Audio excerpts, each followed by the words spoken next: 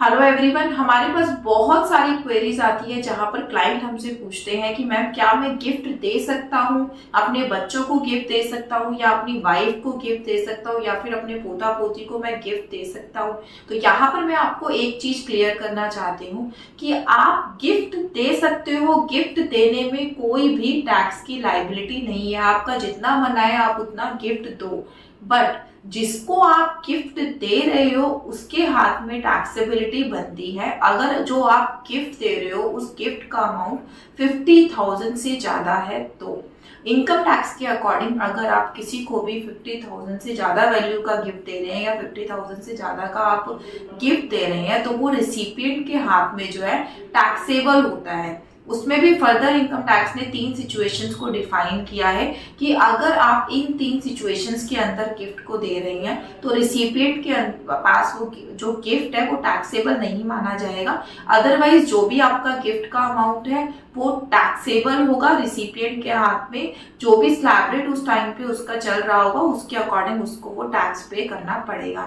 तो वो 3 सिचुएशंस कौन कौन सी है? नंबर 1, अगर आप अपने किसी रिलेटिव को गिफ्ट देते हैं तो रिलेटिव के हाथ में वो गिफ्ट जो है टैक्सेबल नहीं माना जाएगा। नंबर 2, अगर आप किसी ओकेजन पे जैसे कि आप किसी मैरिज के ओकेजन पे गिफ्ट दे रहे हैं तो गिफ्ट की वैल्यू चाहे कुछ भी हो वो गिफ्ट टैक्सेबल नहीं माना जाएगा रिसिपिएंट के लिए। नंबर 3, अगर आप जो गिफ्ट आपको जो मिल रहा है वो विल के थ्रू या इनहेरेंट प्रॉपर्टी वगैरह कुछ मिल रही है ऐसी, तो भी वो जो गिफ्ट है वो टैक्सेबल नहीं माना जाता रिसिपिएंट के हाथ में। इन 3 पॉइंट्स में जो सबसे मेजर और इम्पॉर्टेंट पॉइंट है जो मैं डिस्कस करना चाहती हूँ यहाँ पे वो है फर्स्ट पॉइंट कि अगर आप अपने रिलेटिव को गिफ्ट दे रहे हैं तो वो टैक्सेबल नहीं होता। यहाँ पे कंफ्यूजन क्रिएट होती है कि रिलेटिव की डेफिनेशन में कौन कौन कवर होता है। अब बात कर लेते हैं कि रिलेटिव की डेफिनेशन में कौन कवर होता है। इनकम टैक्स एक्ट में रिलेटिव की डेफिनेशन को 6 पार्ट्स में डिवाइड किया गया है। नंबर 1, स्पाउस ऑफ इंडिविजुअल यानी कि हस्बैंड वाइफ दोनों इस डेफिनेशन में कवर होते हैं। नंबर 2, ब्रदर और सिस्टर ऑफ इंडिविजुअल मीन्स आपके भाई बहन दोनों रिलेटिव की डेफिनेशन में कवर है। Number 3, brother and sister of spouse of individual means आपके हस्बैंड या फिर आपकी वाइफ के जो भाई बहन है वो भी इस डेफिनेशन में कवर होते हैं।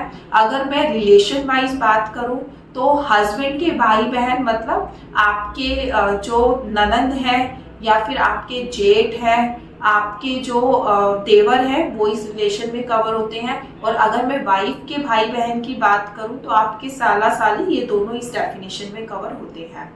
4th पॉइंट में आता है ब्रदर और sister of parents of the individual यानी कि आपके जो माता पिता हैं उनके भी इस डेफिनेशन में कवर होते हैं। तो अगर हम रिलेशन वाइज चेक करें तो आपके अगर मैं पापा की बात करूं, आपके फादर की बात करूं तो उनके जो भाई बहन है वो आपके रिलेशन में क्या लगे, जो आपके फादर के भाई बहन है यानी कि आपके ताऊ बुआ चाचा इन सब। ठीक है, सेम एज अगर मैं मदर के रिलेशंस की बात करूं, मदर के भाई बहन की बात करूं तो आपके जो मामा है, आपके जो मौसी है वो इस रिलेटिव की डेफिनेशन में काउंट होते हैं। 5th पॉइंट में आपका आता है any lenient descendant and ascendant of the individual यानी कि आपके माता पिता, उनके माता पिता, आपके दादा दादी या फिर आपके बेटा बेटी, उनके बेटा बेटी यानी कि आपके पोता पोती, ये सब लीनियंट डिसेंडेंट और असेंडेंट की डेफिनेशन में कवर होते हैं। इनको आप गिफ्ट दीजिए, कोई टैक्स चार्ज नहीं होगा।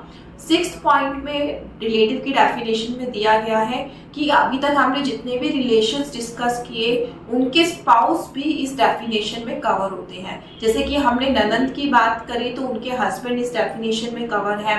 हमने जो है उसकी मौसी की बात करी तो मौसा जी भी कवर इसमें हो जाते हैं।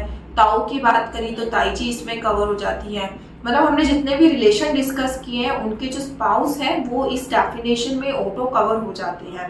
तो आप इनको अगर गिफ्ट्स देंगे तो किसी भी तरीके की कोई भी टैक्स की लायबिलिटी अट्रैक्ट नहीं होती है। इनको आप फ्री हैंड गिफ्ट्स दे सकते हैं। Thank you so much.